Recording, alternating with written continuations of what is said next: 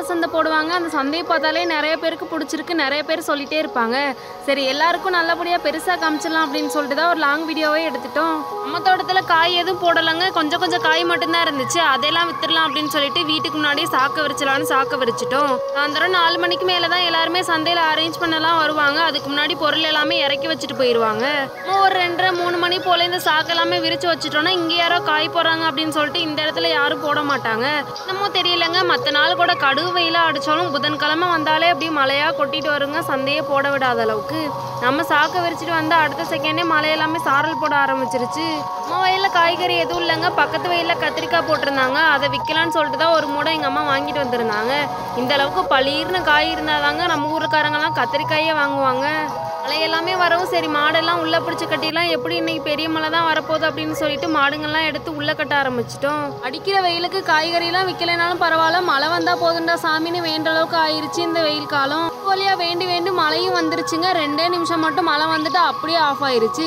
சரி காயை வித்துடலாம் அப்படின்னு சொல்லிட்டு எங்கள் அம்மா ஒரு காயை தூக்கிட்டு சந்தை கிளம்ப ஆரம்பிச்சிட்டாங்க. நம்மளும் ஒரு 2 மூட்டையை தூக்கி கொண்டு போய் அங்கே வச்சுட்டு வரலாம் அப்படின்னு சொல்லிட்டு தூக்கிட்டு போயாச்சு. நிறைய பேர் நம்ம ஊர் சந்தையை வச்சு தான் என்னைய கண்டுபிடிக்கிறாங்க, இந்த வீட்டில் தான் இந்த ஊரில் தான் நீங்கள் இருக்கீங்களா அப்படின்னு சொல்லிட்டு. நம்ம ஊருக்காரங்க எப்போயுமே காய்கறிலாம் நாங்கள் 4 மணிக்கு அரேஞ்ச் பண்ணி ஆரம்பிச்சிட்டோன்னா 6 மணிக்கு மேலே தான் எல்லாருமே வாங்க வருவாங்க. ஆனால் கடைன்னு கொஞ்சம் ஆள் வருவாங்க. கிராமங்களில் சந்தை போடுறவங்க, வார சந்தை போடுறவங்க எல்லாருமே அவங்க தோட்டத்தில் போட்ட காய் மட்டும் விற்க மாட்டாங்க, மார்க்கெட்டில் வாங்கிட்டு வந்துமே விற்பாங்க. கொஞ்சம் கொஞ்சமாக காய் வச்சுருக்கவங்க மட்டும்தான் அவங்கவுங்க தோட்டத்தில் போட்டு அப்படியே சேல்ஸ் பண்ண ஆரம்பிச்சிருவாங்க. இன்றைக்கி கொஞ்சம் வாழைப்பூலாம் பறிச்சிட்டு வரலாம் அப்படின்னு சொல்லிட்டு வாழைப்பூலாம் வெட்டிட்டு காலையிலே கொஞ்சம் வச்சுருந்தோம். இதோட கத்திரிக்காயும் சேர்த்து வித்துடலான்னு கத்திரிக்காயும் கொட்டி விட்டாச்சு. ஒரு வழியாக 5 மணி 6 மணி ஆக சந்தைக்கு ஆளுங்க எல்லாமே வர ஆரம்பிச்சிட்டாங்க.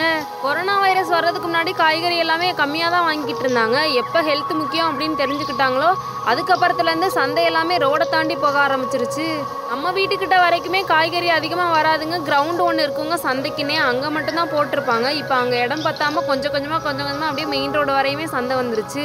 ஒரு வியாபாரியுமே என்னென்ன காய் கொண்டு வந்திருக்காங்களோ அது எல்லாத்தையுமே அரேஞ்ச் பண்ணி வச்சுருப்பாங்க. சிலர் கூரை எல்லாமே கட்டி வச்சுருப்பாங்க அப்படியே எடுத்துகிட்டு போகிற மாதிரி.